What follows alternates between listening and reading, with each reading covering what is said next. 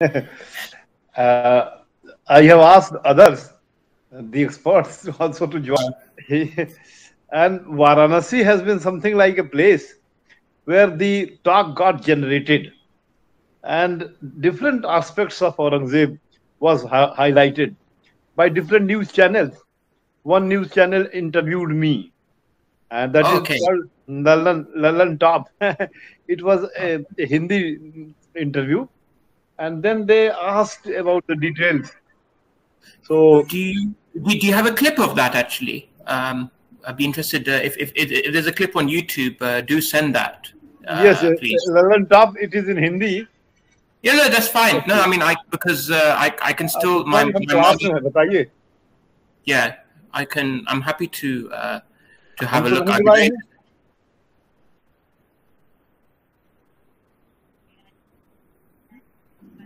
मना कर दिया. हम दिखे इसमें लेक्चर में है. प्लीज अब आप बात कर लीजिए. हम देखिए बहुत इंटरनेशनल लेक्चर में बैठे हुए हैं. So I would send you the link. It was something a very popular link. Lalan Top it is called. More than 200,000 persons they saw me there speaking on Aurangzeb and different aspects of Aurangzeb. Although it was not a very long interview, but even then, whatever the things were there, I spoke. And their major concern was Aurangzeb really an iconoclast? Or there are certain references where it is said that when he came to power in 1859, then he promulgated something like an order, which is the copy of that order is there in Banaras Hindu University. And as per that order, Aurangzeb says that no Brahmin, no temple be disturbed. Yeah. And it was also reported that he came to learn from some sources that some troubles are being given to Brahmins and to the worshippers of the temple. So that is something like a farman there. And then again, through certain books, like Alamgiri, which was written much later than perhaps the reign of Aurangzeb, where some dates were given about the demolition of the temple. So these things are there, and I think it would be very nice, and you have chosen to speak on that, particularly in 1618 when he was born, and then when he came to power, and what was his mind, and what was the time. Actually, you know, and everyone knows that how the power struggle has been there. There was nothing like any rule of primogeniture, which means the eldest son would be joining as the successor. Because of absence of that, historians have reported that in all the successions, there were something like the bloody internecine wars. And through those internecine wars, how Aurangzeb became victorious. And then there are immense writings on Aurangzeb, which reveal, which tell about what is his mind. And as per my vision of Aurangzeb, I found him in the very end of his life. I have written it somewhere that he appeared as if something like a warrior Hindu monk. I have written. I was quite surprised by. I thought that's interesting. Because in the very end, he kept on fighting, but in the very end, when he had to leave this world, then he was very philosophical.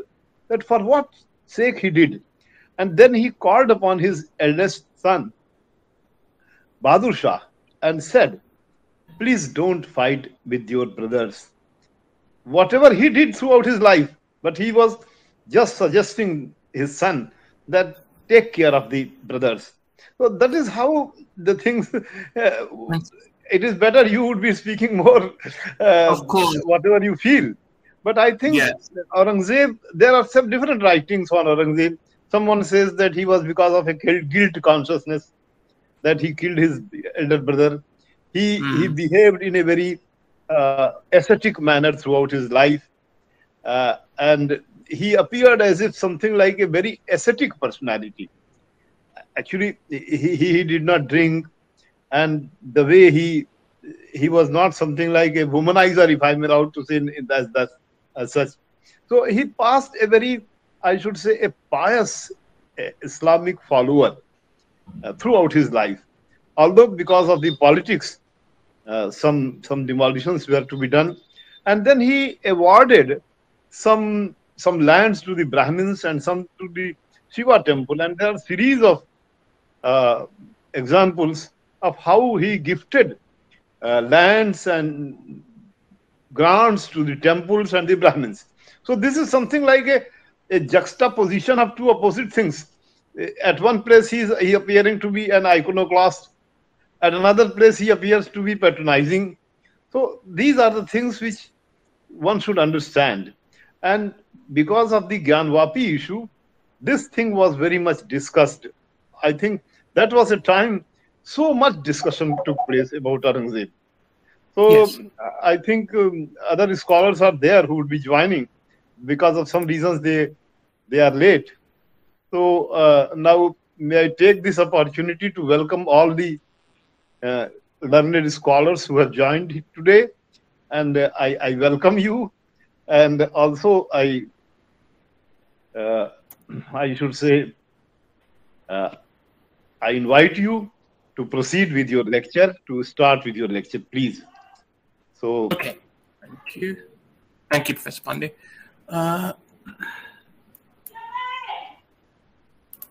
Yeah, can you see my screen? Yeah. Yeah, can everyone see my screen?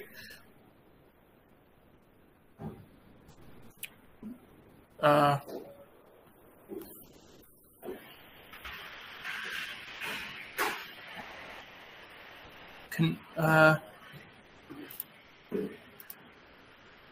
okay, that's good. Right. Okay, good. Okay, so today I'm going to talk about Aurangzeb, and Professor Pandey gave a wonderful kind of introduction. They're very controversial, and I'm personally inclined against it. I mean, my personal opinion has long been that, obviously I've been growing up in kind of Indian milieu, that he's a very intolerant, bigoted man, but what really changed my view of him was Audrey Troshka's book, which I referred to quite heavily during the course of this lecture when I was researching it. So let's start with his early years. So Professor Pandey had explained very succinctly. So Aurangzeb was born on 3rd of November 1618 to the Mughal Emperor Shah Jahan and his second wife and Empress consort, the famous Mumtaz Mahal in Dohad in Gujarat. He was Shah Jahan's third son, along with Dara Shikoh and Shah Shuja. And Murad Bakhsh was born just after him. And like any other young Mughal prince, Aurangzeb was educated in the Quran and the Hadith, while also studying Persian works such as the Shahnameh, which helped shape his concepts of kingship, ruining kind of the Persian tradition, which again, very much following previous Mughal emperors, including his own father Shah Jahan, and grandfather and great-grandfather Jahangir and Akbar, respectively. And it's likely that he was also familiar with the Persian translations of the Mahabharata and the Ramayana, which had been sponsored by his great-grandfather Akbar, who had them translated into Sanskrit, from Sanskrit. And so this showed that he had an understanding of the great Hindu epics. And so he was fully educated and trained and knew exactly about the traditions of the Mahabharata and Ramayana. And he was also a good warrior, so he's very adept in military training and strategy, as well as administrative skills, which would come in handy when the Mughal War succession broke out after Shah Jahan fell ill decades later. And by the time of Dara Shikoh's wedding, because now we're going to touch on to kind of a key theme during his early years, is that kind of rivalry between Aurangzeb and Dara Shikoh. And it was already clear in 1633 where at the wedding of his brother, Aurangzeb was very much in the background. And it was quite clear that Dara was the favorite son of Shah Jahan. And I think that this kind of dynamic sibling rivalry and his relationship with his father really helps us understand the kind of complex person Aurangzeb was. His kind of close familial relationships really tell us a lot about how he lived and how he saw the world. And he did try to impress his father, because in the same year he demonstrated his bravery and courage when there was an elephant fight, which had been, sorry, there's a typo there, which had been organized by Shah Jahan. Very much, it was interesting because Akbar used to arrange for these elephant fights as well, so it's an interesting example of continuity. But one of these elephant fights got out of hand, and Aurangzeb was able to spear one of the animals that had kind of rampaging, and then for a brief moment, kind of Shah Jahan showed kind of that appreciation for Aurangzeb that he kind of really wanted from his father, and he praised his son. He said, he was, for a brief moment, he was just amazed by what his son has done. And the poet laureate Abu Talib Kalim, and a Persian poet, penned verses praising Aurangzeb's bravery. So this kind of really demonstrates that he really wanted that appreciation, that kind of favor from his father, to show that he was no lesser than his brother Dara. And it's kind of quite sad, in my opinion. And this is a famous painting showing that elephant fight. So here's Shah Jahan, and here's a young Aurangzeb spearing the elephant. You can see, showing kind of in a heroic kind of pose here.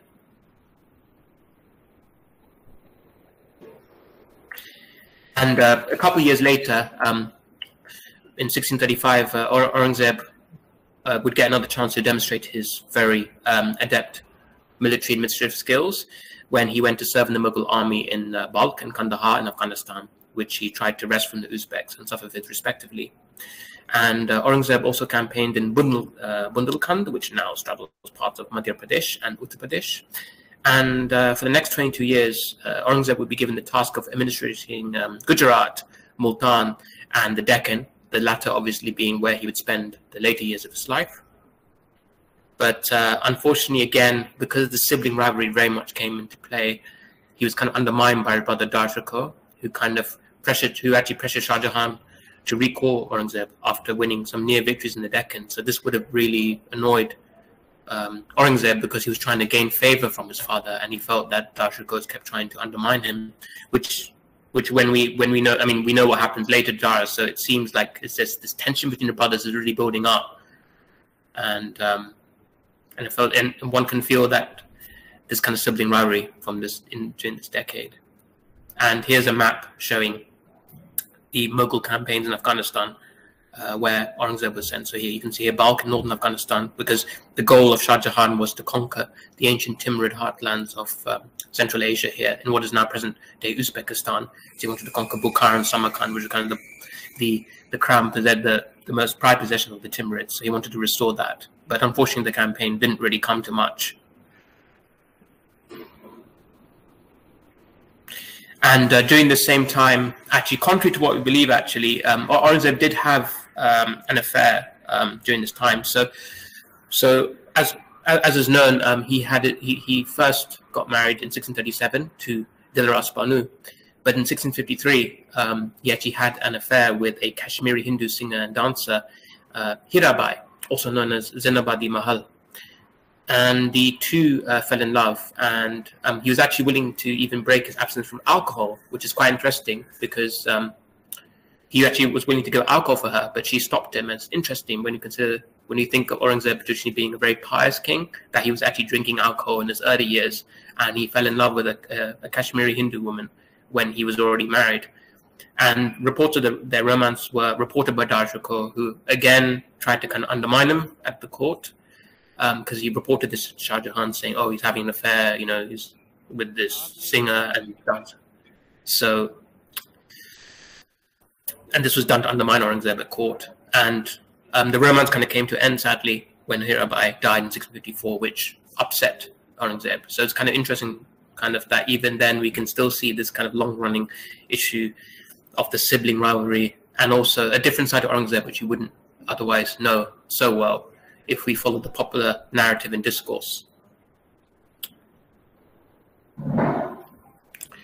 And in 1657, Shah Jahan fell ill and was away from the court for a week. And And this caused a great concern and panic, and rumors soon spread that he was on the brink of death. And this led to Shah Jahan's 4 sons, Dara Shikoh, Shah Shuja, Murad Bakhsh, and Aurangzeb, making claims to the Mughal throne. And Aurangzeb forged a secret alliance with Shah Shuja and Murad Bakhsh, with Murad Bakhsh as well, against Dara Shikoh. And Dara Shikoh was in Delhi, and Shah Shuja was in Bengal, and Murad Bakhsh in Gujarat, and Aurangzeb in the Deccan. However, the main struggle, as we all know, was between Dara Shikoh and Aurangzeb, very famously. And what followed was the Battle of Samugarh, which is near Agra today in Uttar Pradesh. And the armies of Aurangzeb and Murad Bakhsh joined force in 1658 and fought against Dara Shikoh's armies, which numbered about 50,000 strong. And it was here that Aurangzeb was able to demonstrate his decades worth of military experience in battle compared to Dara Shikoh, as his men were well rested as opposed to Dara's men, who were quite exhausted. And here we see kind of great shortcoming of Dara Shikoh. So when the action got too close to Dara Shikoh's elephant, he dismounted the elephant and actually fled for his life. He kind of panicked and just got a horse and rode away. And this led to defeat, because his army, kind of without their leader, was demoralized, and they just ran for their lives and were routed. So this shows, we can see the clear disparity between both, because some people say that, oh, Dara Shikoh become emperor, things might be better, but the reality is that Aurangzeb was just more competent militarily, and unfortunately that was a necessity during these times. And this is where Dara Shikoh, one of his big failings was this. And here's the painting depicting the Battle of Samugarh.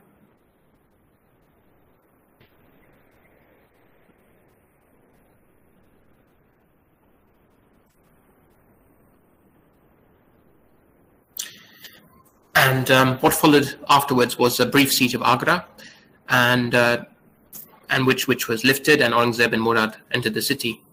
But there was soon tension between the brothers over salaries for the soldiers, as well as the pursuit of Dara Shikoh. And Aurangzeb just had enough of Murad Bakhsh and had him arrested and imprisoned. And on the advice of court astrologers, entered the sound of music, which I find quite interesting because famously Aurangzeb is remembered for banning music. He was crowned the Mughal emperor in Shalimabad in Delhi and took the title of Alamgir, or World Caesar, on the 31st of July, 1658. And again, the use of astrologers very much is following the Mughal tradition of, obviously, the court astrologers were very important when deciding key dates. So it's quite interesting. Again, the tradition going back to possibly Humayun or Akbar. So it's very interesting to see that continuity. And now we're going to look on to, so there were still 2 remaining rivals who had to be kind of taken out of the picture for Aurangzeb to be fully truly secure. So we're going to look at Shah Shuja. Here he is depicted in the painting. And so Shah Shuja was the first that Aurangzeb was able to deal with. And his armies confronted Shah Shuja at a place called Kajwa near Prayagraj, or what was known as Allahabad in those days, in 1659. And Aurangzeb again demonstrated his kind of fierce kind of military prowess and like his experience. So he actually ordered his elephant's legs to be tied together to stop it from fleeing in panic. And fighting was fierce, but his army was able to defeat Shah Shuja. And Shah Shuja fled to Bengal and then onwards to Arakan, which is now in present-day Burma or Myanmar, where he died. And Aurangzeb would later, his armies would later revisit that region in 1665 when he captured Chittagong from Arakan.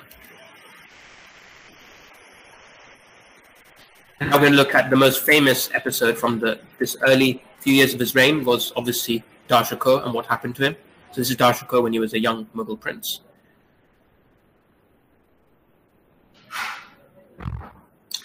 After Samugarh, Dara Shikoh fled Aurangzeb's army to Gujarat, where he recruited a 20,000 strong force to confront his brother outside Ajmer in what is now Rajasthan. And Aurangzeb again demonstrated his military prowess and triumphed over Dara, who again fled for his life. So again, this kind of shows his shortcoming that he just wasn't a good military leader. And Dara fled and sought refuge with the Afghan tribal chieftain called Malik Jewan, who handed him over to Aurangzeb. And Dara Shikoh, this is quite famous, Dara Shikoh was brought to Delhi in chains and publicly humiliated, and later killed in Aurangzeb's orders in August 1659. And it's quite clear that we can see that Aurangzeb had long resented his father, President Dara Shikoh, and had his head sent to Shah Jahan, whose imprisonment in Agra was quite a brutal kind of thing to do. But it really showed how he really, really resented this sibling rivalry, and resented that his father never really gave him that appreciation. And this is a famous painting by Rabindranath Tagore showing Shah Jahan in captivity in Agra Fort, overlooking the Taj Mahal, with, I think, Jahanara looking after him. And it's important to note that this kind of very important prayer is also a very important part of Aurangzeb's rule, is the relationship with his father. And according to Islamic law, it was actually considered abhorrent to overthrow a father, because obviously the relationship with the parent was very important according to Islamic teachings. So the ulama, or religious scholars in the Mughal court, considered it very abhorrent. And the chief qazi, or religious judge, refused to actually cooperate with Aurangzeb and had to be replaced with Abdul Wahab, who was more agreeable to Aurangzeb's requests. And Aurangzeb besieged his father for his personal jewels and tried to make life difficult for him. But nonetheless, Shah Jahan lived out the rest of his life under the care of his loving daughter, Jahanara. And abroad, the Sharif of Mecca, in what was then Ottoman-controlled Hijaz, refused to recognize Aurangzeb as Mughal emperor, which would have been quite a personal blow to him, as he wanted to portray himself later as a Muslim ruler. And the Safavid Shah in Iran, Suleiman, mockingly called Aurangzeb Pedargir, or Father Caesar, rather than Alamgir, or World Caesar. And Shah Jahan ultimately died on the 1st of February, 1666, at the age of 74, and famously was buried next to his late wife, Mumtaz Mahal, in the Taj Mahal. And again, as Professor Pandey had said, that when he was later in his life, he kind of reflected on his decisions. One of his decisions was obviously the poor treatment of his father. It was something that would kind of haunt him later in life when he reflected on those early years. And so now we're going to look at kind of initially actually how Aurangzeb actually upheld a lot of the traditions going back to the time of Akbar. So many of which were actually rooted in Hindu tradition. So he actually continued to appear in the morning in the Jaroka, in the balcony, in order to give a darshan for his subjects. And he continued the famous ceremony of being weighed in silver and gold on his solar and lunar birthdays, and the equivalent being given money to the poor. Again, there's a Mughal tradition going back to Shah Jahan and Jahangir. And Aurangzeb maintained the Mansabdari system, which provided rank, salary, and military responsibilities. And the figure assigned to each Mansab indicated their zabt, or rank and salary. And the higher the number, the greater their prestige at court as well as their wealth. And again, this all very much harkened back to Akbar. So he maintained the same system as his great-grandfather, which shows great continuity between Aurangzeb and previous Mughal emperors. And he even sent a letter to Mahan Anandnath requesting medicine from him. And just like his grandfather Jahangir, he used to summer in Kashmir as well. And he even enjoyed music, as attested by Fakhrullah's Rag Darpan, which was written in 1666. And we actually have a nishan, a princely order that survives from this time, that he wrote to Rana Raj Singh of Mewa in Rajasthan. And he wrote to him, "Because the persons of great kings are shadows of God, the attention of the elevated class, who are the pillars of God's court, is devoted to this, that men of various dispositions and different religions, or mazhab, should live in the veil of peace and pass their days in prosperity, and no one should meddle in the affairs of another." And as Professor Pandey alluded to, he even showed he was actually religiously tolerant as well. So he condemned religious bigotry, tasub, as guilty of raising God's prosperous creations and destroying the divine foundations, as according to Islamic tradition. And he sent a farman to Varanasi, ordering Mughal officers to stop harassing the Hindu residents, including Brahmins, who were in charge of the ancient temples there, which is something Professor Pandey alluded to. And he said that you must see that nobody unlawfully disturbs the Brahmins or other Hindus of that region, so that might remain in the traditional place, and pray for the continuance of the Mughal Empire. And this is quite interesting, because Aurangzeb actually wanted the Brahmins of Varanasi to actually pray for the longevity of the Mughal Empire. It's quite interesting. which we rarely hear about in the news. But famously, though, in the second decade of his rule, then we see the other side of Aurangzeb, when he began to withdraw patronage from music and abandon Hindu court rituals. And he also began to move away from having an official court historian, unlike his predecessors. And because of this, many of our histories of him come from Mughal officials, some of them writing, after his death, or contemporary European visitors such as Niccolo Manucci, the Italian explorer. So obviously, because we don't have an official version of history, unlike Shah Jahan or Jahangir or Akbar's Akbarnama, we have to rely on these sources. So this has kind of very much colored our view of Aurangzeb later, as we look back at him. And in 1675, he published his Fatwa-i-Alamgiri, which is published in Arabic and Persian, and it comprised a synthesis of Hanafi legal judgments and was part of Aurangzeb's preoccupation with justice in religious framework and his piety. In 1679, infamously, Aurangzeb reintroduced the jizya tax on non-Muslims, which was a marcher from the tolerant policy of Akbar a century earlier. But again, things aren't always as they seem, because later in life, he would recommend to his grandson Bidarbakht to resume the earlier Mughal weighing ceremony, being weighed in silver and gold, and then that being given to the poor. And he even commended music as a royal activity worthy of a Mughal emperor or Mughal prince.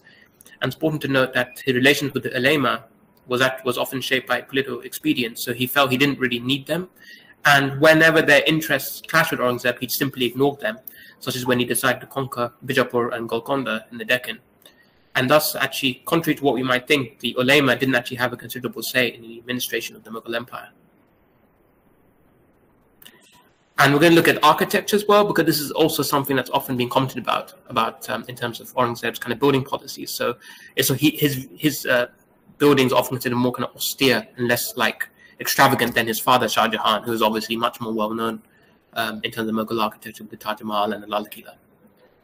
And this is the Moti Masjid in Lal Qila, which can be seen today.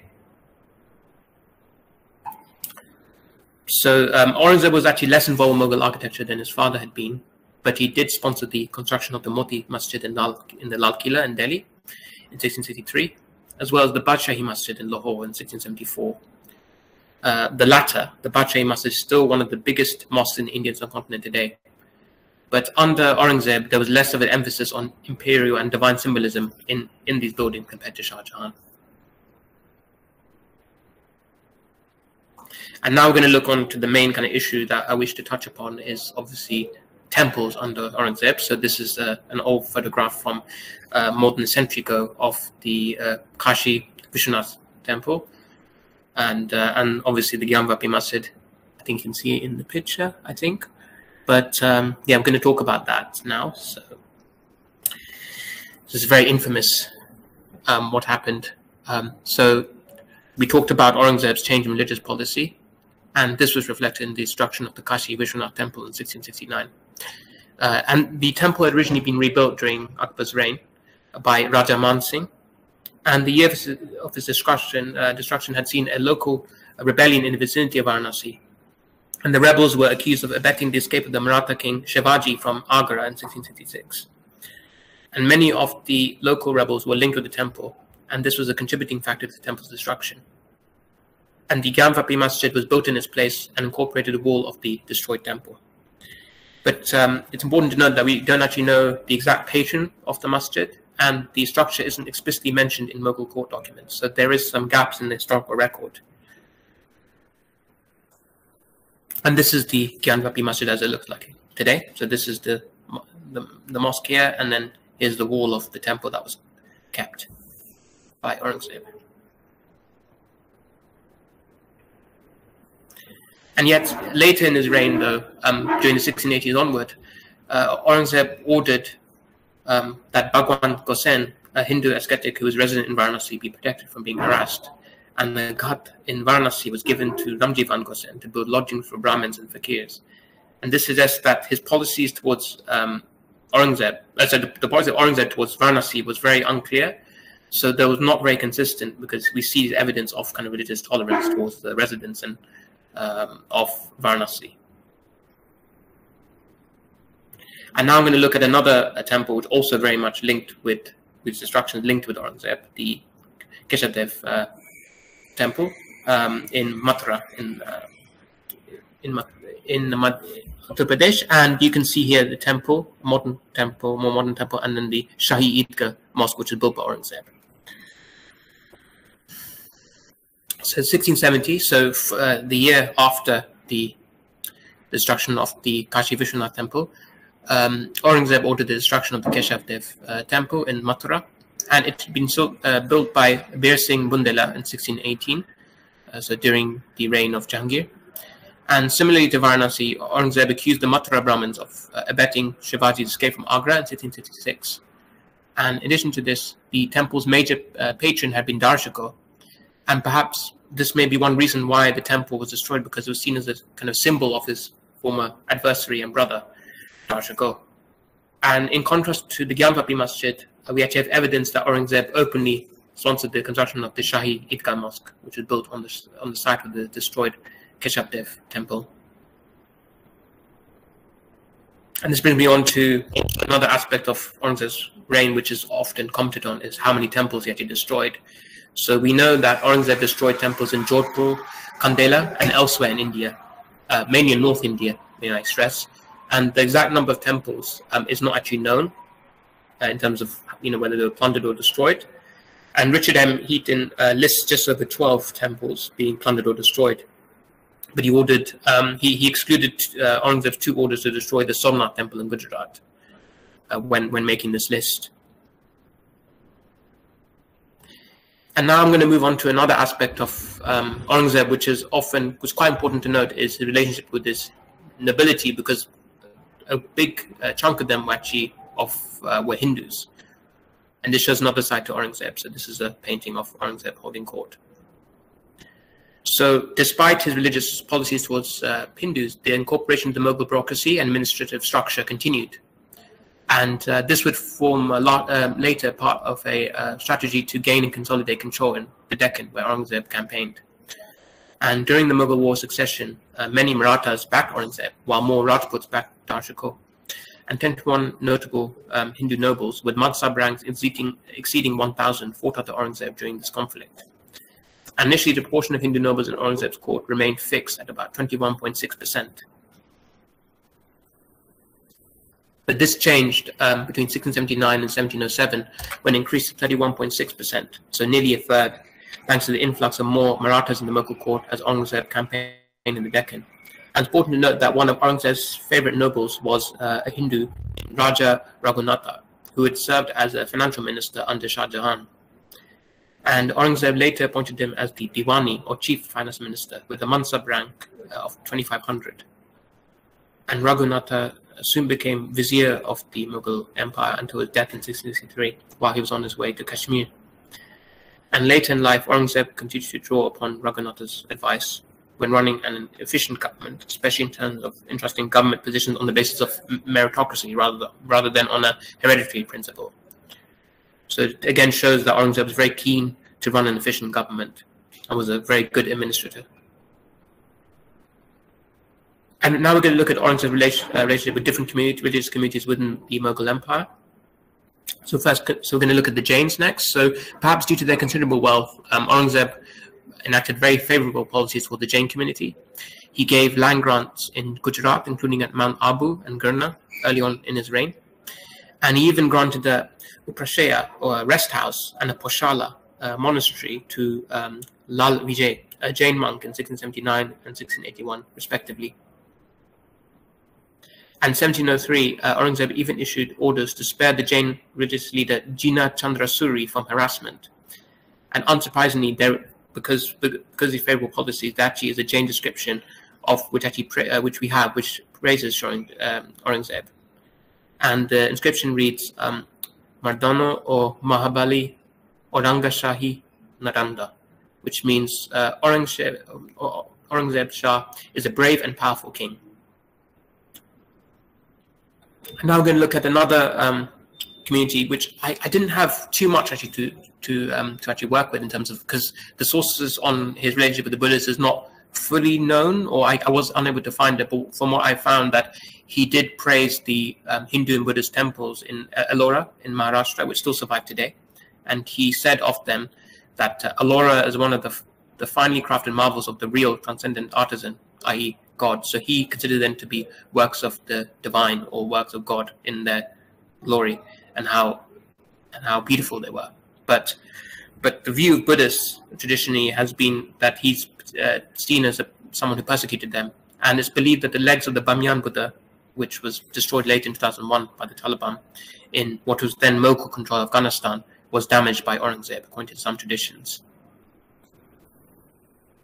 And now we're going to look at one of the most infamous episodes of Aurangzeb's reign, vis-a-vis kind of his treatment of religious communities. So his treatment of Guru Tegh Bahadur, and his, obviously his execution by Aurangzeb. So the seventh Sikh Guru, Har Rai, was a supporter of Dara Shikoh, which was considered something of a threat by Aurangzeb.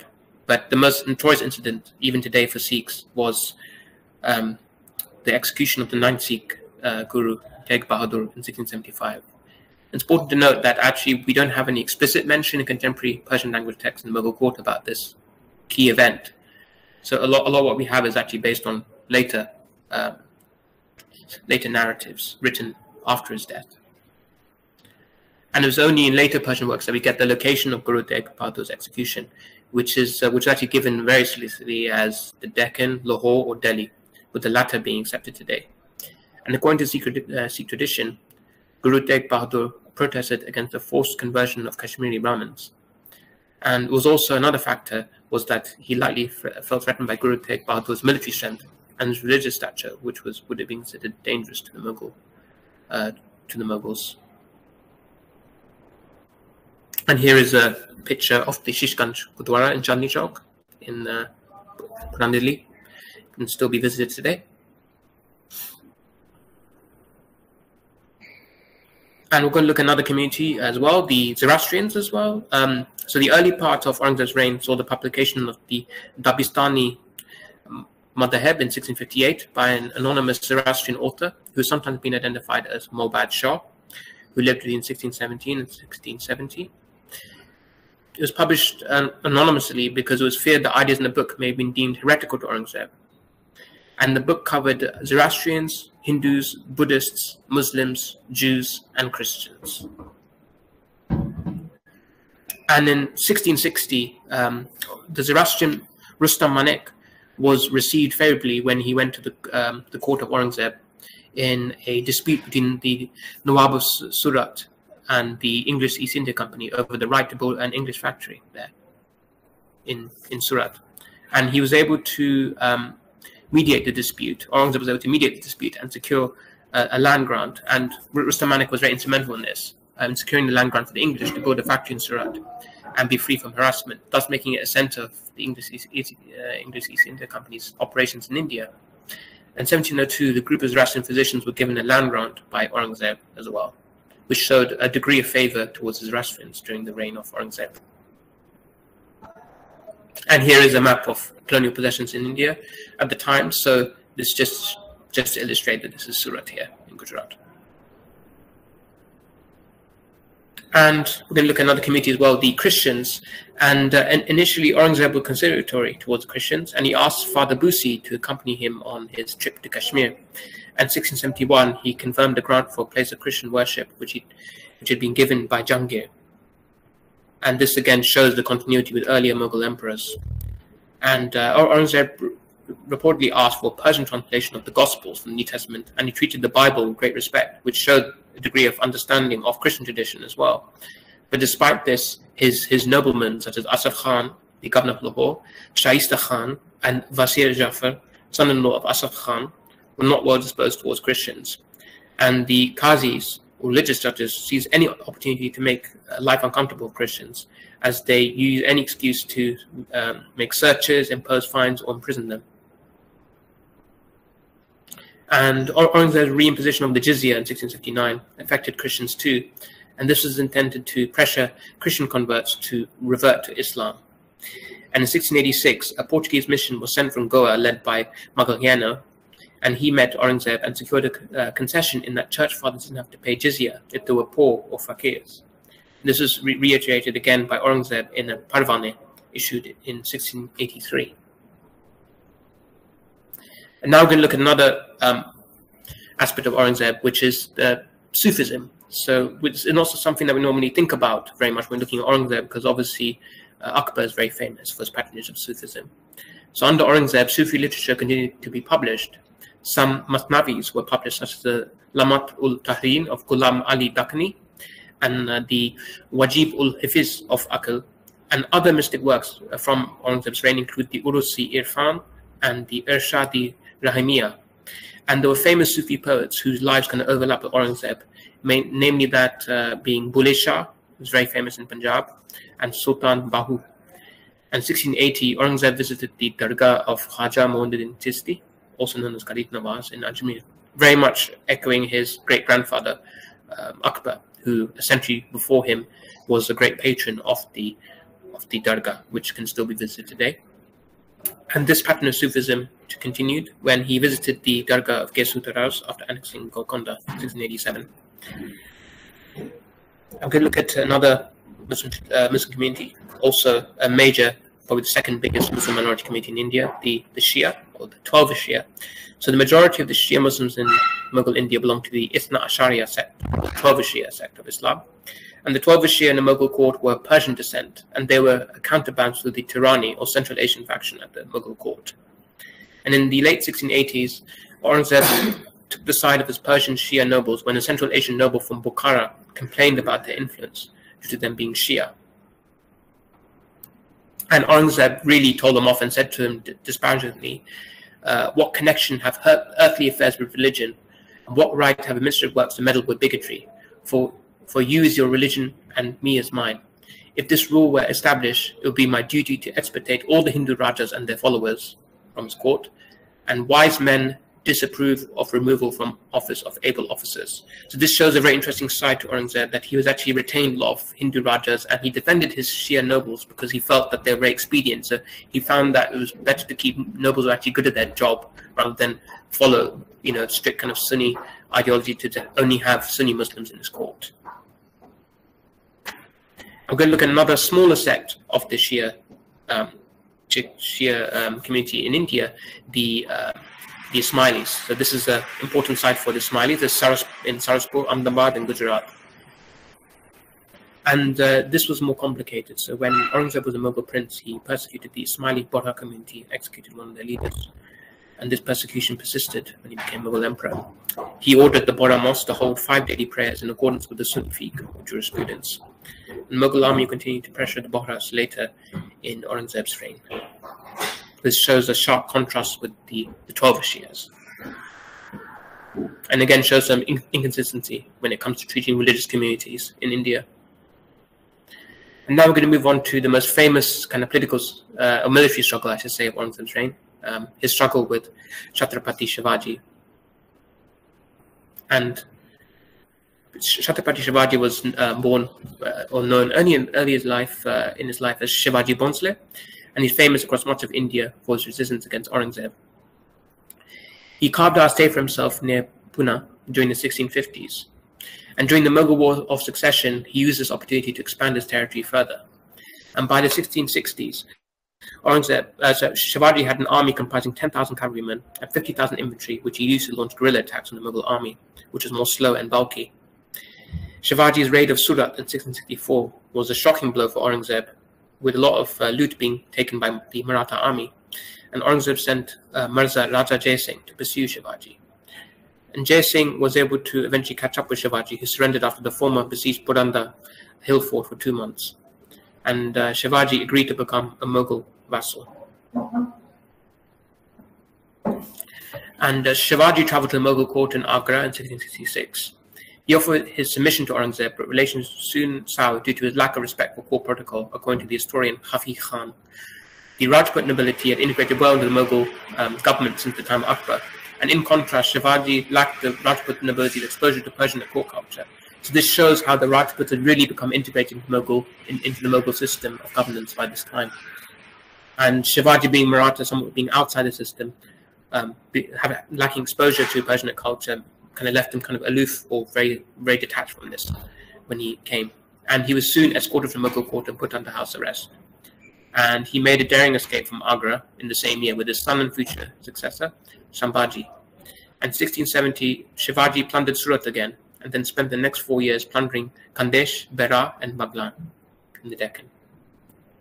In 1674, Shivaji crowned himself Chhatrapati, or king, of the Marathas, and he now ruled lands from the western Ghats to the Konkan coast. He sought to subvert Indo-Persian political norms, which the Mughals represented, with Sanskrit-based ones. And later in his life, Shivaji had ill health and finally passed away in 1680. Now we're going to look at the Aurangzeb's campaign in the Deccan, which would occupy him during his later years. And there was an enormous expansion of Mughal Empire into the south of India during the reign of Aurangzeb. So from the 1680s onwards, the rest of Aurangzeb's reign was consumed by his campaign in the Deccan. In accordance with Mughal tradition, going back to Akbar, the capital moved with him south to the Deccan. The Lal Qila in Delhi was left quite empty as a result. And in 1685, Aurangzeb laid siege to the other Shahi kingdom's capital, Bijapur, with 80,000 men. The ruling king at the time was Sikandar Adil Shah, who had a defending force of 30,000 men. However, after more than 15 months, he surrendered and accepted Mughal sovereignty in 1686. Aurangzeb's next target was the wealthy fort of Golconda, which was ruled by the Qutb Shahi dynasty. This too fell to the Mughal army after 8 months' siege, which was broken after a official in Golconda was bribed to open a fort gate for the Mughal army to enter. The Mughal army launched the assault on Golconda, and the fort quickly fell. In 1689, the Maratha king Shambhaji was captured and executed by the Mughals. And now we're going to look at another aspect of Aurangzeb's reign. So it's often said that at the end of the 17th century, the Mughal Empire was extremely wealthy. And it's important to note that state revenue increased to over 13 million dirhams per annum, as compared to Akbar's 6 million dirhams. And the growth in the cash economy, thanks to the sale of cash crops such as indigo and cotton, led to the emergence of wealthy zamindars and British elites. And hundreds of small towns known as kasbas emerged across North India, which were centers of trade and economic activity. And the English and Dutch had to ship in 35 tons of silver and half a ton of gold each year to pay for the purchases of cash crops. And all these precious metals would reach the Mughal treasury and were minted as coinage at various mints across Mughal India. And here's some figures which I'm using again from my lecture on Mughal coinage, and again illustrates how wealthy India became under Aurangzeb. So you can see here, so roughly 1679 to 1700, you can see how much bullion was being exported to Gujarat. This is just to Gujarat alone.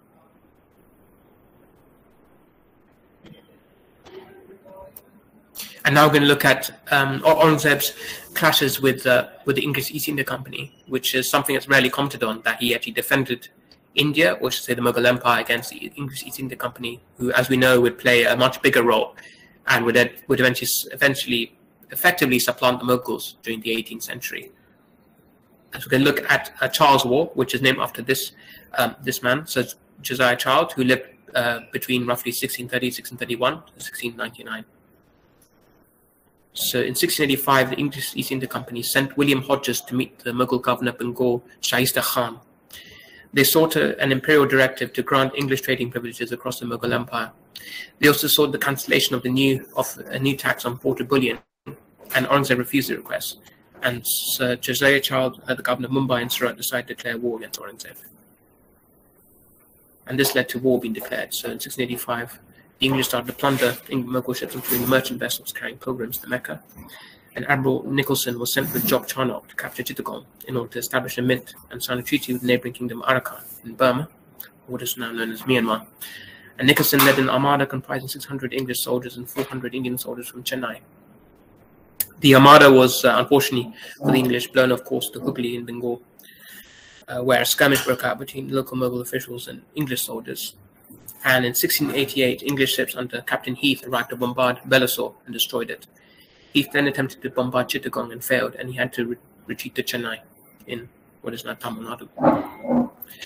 And Aurangzeb now saw the need to launch a counterattack, so he He started by ordering the confiscation of all English possessions in India, leaving the East India Company with just Mumbai and Chennai. In 1689, Aurangzeb dispatched his city admiral Yakut Khan to besiege Mumbai for a year, and the famine soon broke out, and English defenders surrendered to the Mughals. And the East India Company sent envoys to submit to Aurangzeb, asking for forgiveness, and they offered to pay a large imperial fine. So it shows another side to Aurangzeb that he defended Mughal India from external powers. We're going to look at another famous kind of episode from Aurangzeb's reign, that of Henry Avery and his plunder of 2 kind of Mughal treasury ships. And this is a later etching depicting him. In 1695, the English pirate Henry Avery captured the Mughal treasury ship, the Fat Mahamadi, and he took an estimated £50,000 worth of gold and silver and plunder. The biggest prize came in late in the year when he captured the Ganji Sawai, which was later anglicized to the Gunsway, which was armed with several dozen cannons and 400 riflemen. Avery plundered gold, silver, and jewels worth between £325,000 and £600,000, which is equivalent to tens of millions of British pounds today. It was an enormous haul of loot. And as you can imagine, this infuriated Aurangzeb, who arrested high-ranking English East India Company officials, and the East India Company officials vowed to capture the pirates and compensate Aurangzeb. There was also a bounty on Avery's head, but he was never found. Now we're going to look at the last years of Aurangzeb's reign. This is him, a famous painting of him in his elder years, when he was very old at this time. So with the fall of Golconda, the Marathas remained as Aurangzeb's primary foes. He was able to capture Jinji in Tamil Nadu from the Marathas in 1698. However, these wars brought hefty cost for the Mughal treasury, and decades of warfare far from home took its toll on Mughal officials who had moved from North India to the Deccan. Aurangzeb did try to offer small relief during this period by cancelling the jizya in the Deccan in 1704 due to the depredations of war and famine, but there were increasing delays in the awarding of jagirs to the nobility, and this led to greater instances of disloyalty from the nobles. And in 1707, then, by the time, on 3rd of March 1707, Aurangzeb died in Ahmednagar, and in accordance with Sufi tradition, he wanted to be close to Sufi saints, so he was buried in a simple grave within the Durga complex of the Chisti Sufi, Zainuddin Shirazi, in Kuldabad in Maharashtra. And this is a very simple grave in comparison to his father, Shah Jahan, and obviously his grandfather and great-grandfather. Just a simple plot of earth to show where he was buried. And finally, wish to look at his legacy, which has been disputed by historians ever since. So Aurangzeb has remained controversial in popular discourse ever since his death, particularly in light of the decline of the Mughal Empire in the 18th century and its collapse in 1857. The Scottish Orientalist Alexander Dow drew attention to his despotic rule in 1772. It's important to note, though, that Dow was a British East India Company officer, so thus he had an interest in maligning Aurangzeb. And Jawaharlal Nehru famously wrote about Aurangzeb in the discovery of India and accused him of being a bigot and a Puritan who destroyed the Mughal Empire. Jadan Sarkar, whose works on Aurangzeb are very influential on understanding Aurangzeb, was very critical of Aurangzeb, and this continues to influence future generations of Indian historians writing on Aurangzeb. And the Pakistani playwright Shahid Nadeem, who wrote a famous play on Dara Shikoh, accused him of sowing the seeds of the partition of India. And differing historiographies in India and Pakistan also reflected the divergent historical accounts of Aurangzeb in both countries, with him being upheld as a bigot in India or an ideal Muslim ruler in Pakistan. But Audrey Trusk actually argues that he ruled with a strong sense of justice, just as his Mughal predecessors had done, and that in reality his story was actually much more complex, which I hope this lecture has shown. And on that note, I'd like to finish there. Thank you. Thank you very much. You have, in a nutshell, I should say, covered almost all the aspects of the life and time of Aurangzeb. And really it is very interesting to find through your lecture how he appeared in different colors, sometimes patronizing, sometimes taking a very strong posture. But the way you mentioned the statistics of the Hindu participation in his administration, how from in the beginning it was something like roughly 21% to then increase to 31%, and how he was supported by Hindus as such, if I'm allowed to say in that way. And I have, as earlier mentioned, that how in the very end he was so disgusted, because he was always for I should, if I'm allowed to say like that, he was for land, for empire to grow. So he was something like trying to expand his empire and protect it. And that was a time when if an emperor is not always on move to fight, then the empire is going to shrink. That was something like a period. And these days also we find that we have to be always alert, so that our domain, our area, that is intact. So the overall mentality of Aurangzeb, if someone has to study Aurangzeb from the perspective of the mind, how his mind was made and how he developed himself into a particular personality, that would be very interesting to know the moves and the actions and whatever he did throughout his life. And particularly somewhere I was reading, and I mentioned in the very beginning, that how he called upon, if I'm correctly reporting, his son, who was daughter of a Hindu lady, Bahadur Shah, and said that you take care of your brothers, because he felt that the way he fought everything, what is left with him? He felt that nothing is left. When he was going to leave this world, then he felt something like a very resigned person, that after all these actions and the fights, he is having nothing. Like a Hindu philosopher, a monk, thinking that nothing remains. So thank you very much. And we have Professor Tabir Kalam, who is an expert on 17th and 18th century, and he has written extensively on these centuries. And I invite Professor Tabir Kalam to come up with his ideas and whatever he reflects on Aurangzeb and whatever he feels. Although he joined the lecture late, but I think he can very well say certain things about Aurangzeb, and we would be very much enriched by whatever he says. So I invite Professor Tabir Kalam, our professor in the Department of History, Banaras University, to come up with his observations and pronouncements. Please. Sir, thank you very much. Sir, I am sorry I am late. Basically, I was there in the department, and there was a meeting and that was going on, and because of that I basically joined late. But I heard something, and that was a very good lecture. I am thankful to Azeem Ali Sahab to presenting a very good and relevant lecture. Nowadays that is very relevant, because there is a lot of issues regarding Aurangzeb and the temple destruction and Kashi Vishwanath temple, all these things. So that is very enlightening, and I have nothing to say new, and because of that I will not say anything, because there are a lot of things that have been covered by Azeem Ali, and he is I know him since 1 year, and continuously he is delivering his lecture in heritage management courses. So I can only say that thank you very much for basically including me in this lecture series as a discussant, and sorry for joining in delay.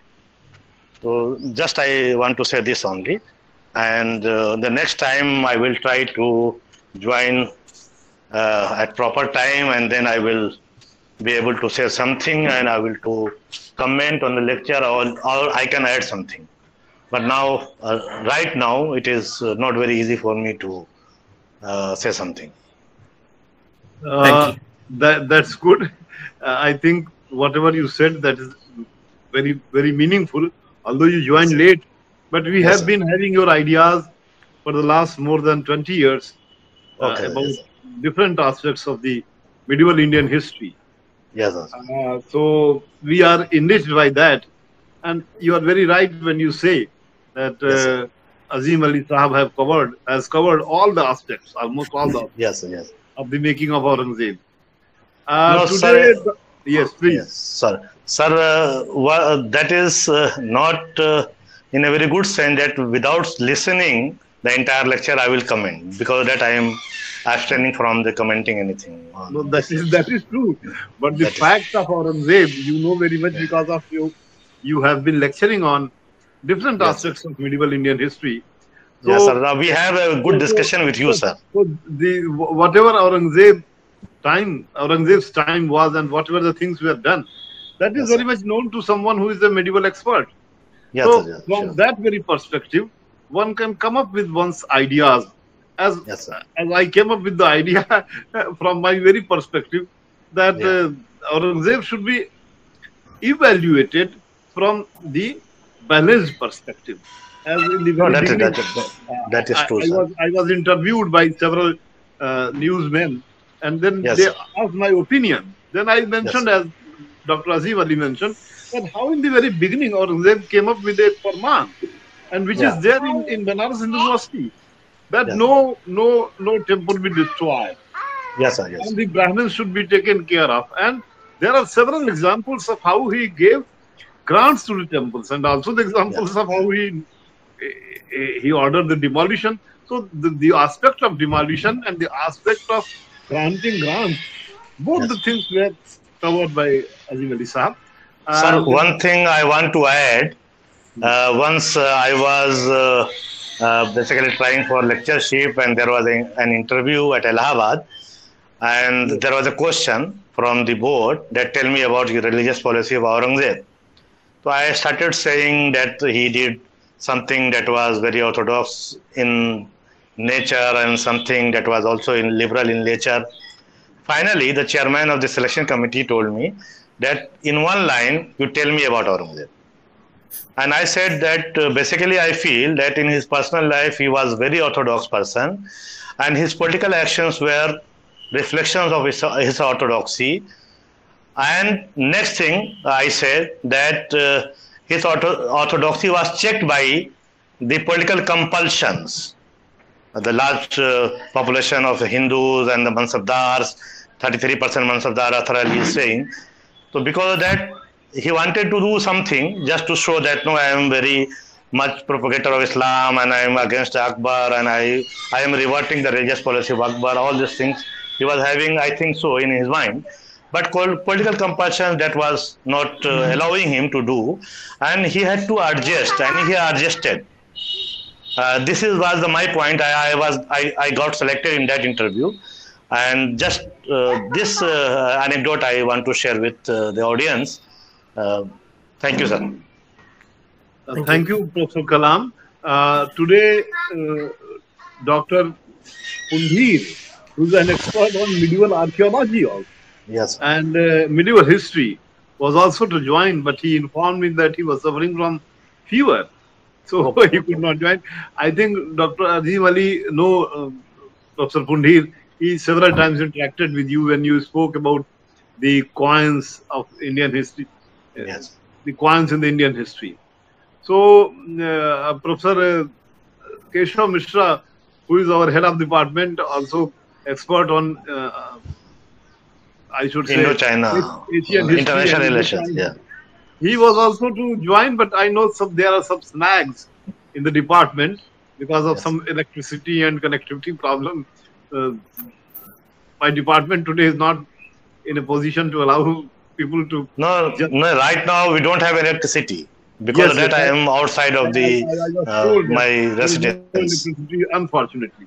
Yes, So, Professor Mishra had also had discussions with you when you lectured earlier. So, now I invite Mr. Shishir Kumar Tripathi, who has been in the government of India, the central government, at the rank of Joint Secretary. So, he is a very alert listener. So may I ask Mr. Tripathi to come up with his observations? Mr. Tripathi, can you hear me?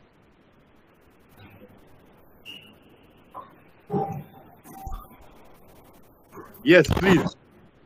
Sir, what I feel from this discussion that like Alauddin Khilji, Aurangzeb too was a ruler. He had to rule a big kingdom. He had to make different points to his people under his subjugation and also to his public. So all his activities ultimately what people say that he acted against Hindus or demolished temples and did so and did that. I think it was an act of retribution against his brother Dara Shikoh, and the people Dara Shikoh was a patroness to. So a patron too. So the whole thing boils down to this, that he was a ruler and he was doing it as a king. He was not doing as a Muslim or any religion's leader. So, but people interpret things differently. That is how history is made. That is how a narrative is made, and it is propagated. Propagated for few years, that will be treated as the true fact. But the true fact is always that he acted like a king, and any person in his place would have acted in the same way. Thank you, sir. Thank you very much, Sri Shishir Kumar Tripathi Sahab. We have Ashok Kapoor Sahab here with us, and he's I should say, as far as Varanasi is concerned, he's a guardian, or he's patronizing the culture of Varanasi, and taking, I should say, benefit from his presence. I would ask him or request him, Ashok Kapoor ji, to come up with whatever, because I found him from the very beginning of, just he joined few minutes after your lecture started. So I asked Dr. Ashok Kapoor ji to please come up with your ideas, whatever you feel after having heard Azeem Ali Sahab on Aurangzeb. Please. Sir, please unmute your mic. Unmute your mic. Your mic is muted.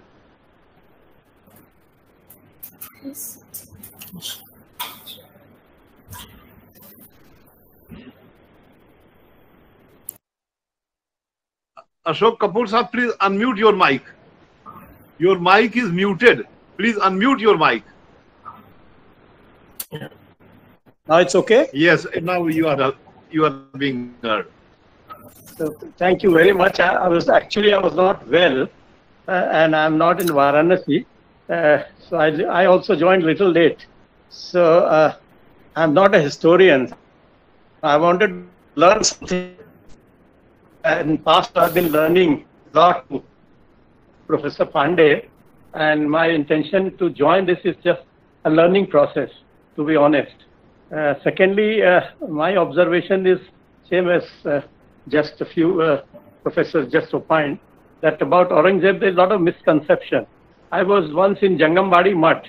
There's a farman there also about Aurangzeb and all that, and it's clearly written that he's against demolishing of temples. It's there. It's in Persian. It's right at the main gate. So, as a commoner, to be honest, here I'm a commoner, not a historian. So nice of Professor Pandey to invite me. And I'm lying down, to be honest. Very sorry, but I told you I'm a little unwell. So just wanted to clarify that all these farmans you just mentioned also, that that a misconception in mind, and as you know, a lot of afwah going on these days. So please clarify, because I also joined a little late. So just a few lines from Professor Azeem Ali. What do you say about that? Or the demolition and the farman and all that? Just to add to my knowledge. That's all. Request. Dr. Ashok Kapoor Sahab, you have very well said this. I think Azeem Ali Sahab would appreciate that how someone, a Banarsi, is saying about there is a Jangambadi Mutt. Azeem Ali Sahab, there is Jangambadi Mutt, which is devoted for Shiva worship. And there is the sister branch of that Mutt is Ghazipur, called Hatyaram Mutt. Hatyaram Mutt and Jangambadi Mutt, they are devoted to Shiva worship. And they were given the grants, land grants were given by Aurangzeb. And they keep those farmans with them. So how someone who was giving land grants to a Shiva temple, and at the same time how, like Indira Gandhi, I'm just taking the example, how Indira Gandhi unfortunately worked in such a way that she had no intention of doing something like demolition of the place where Akal Takht is there in Golden Temple, and the army entered to oust the I should say the terrorists, and as a byproduct of that, Akal Takht got demolished, and Indira had to face the consequences, and everyone knows.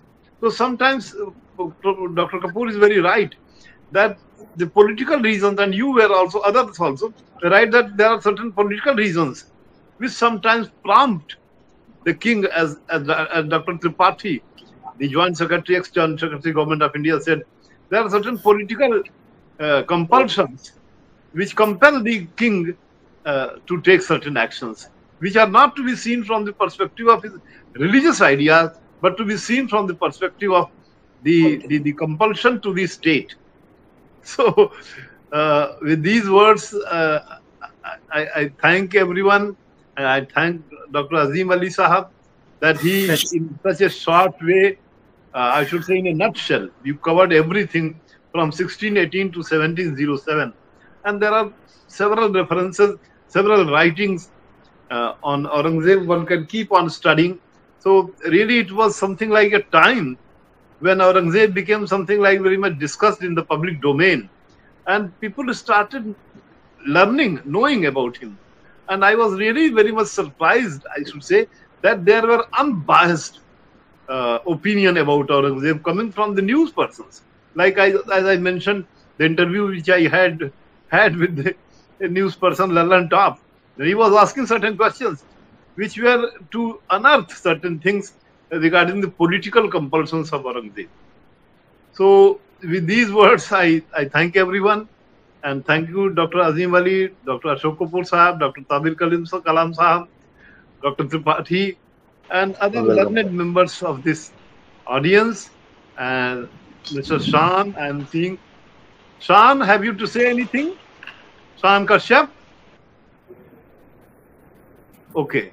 So with these words, I take the just one minute. Please. Just request all of you who are in Varanasi to visit Gangambadi Mutt. They have a very rich library they have, and they have manuscripts, and the manuscripts also in Persian, and they allowed us to see that 2 years back. It's very rich library, and I think Professor Pandey, you should lead this and take your students there, and they will allow you at least to see that library, those manuscripts. They are really eye openers there. So that's my request. That's all. Thank you very much. That's a very good suggestion, and I was asked by the teachers of the heritage management, the coordinator, Professor Pradesh Bharadwaj, to take the students to that place, and of course it's a very good idea, very, very welcome idea, that one should visit Jangambadi and for oneself see how the farmans are there. And we have the experts who can read Persian, like Professor Tabir Kalam. Tabir Kalam sir is an expert who can read Persian. So there are other students also in medieval India. In our department, we have students also who have studied Persian. So that's a very good idea and very welcome idea. So with these words, I thank you, sir, everyone. Thanks. Thank you. Welcome, sir.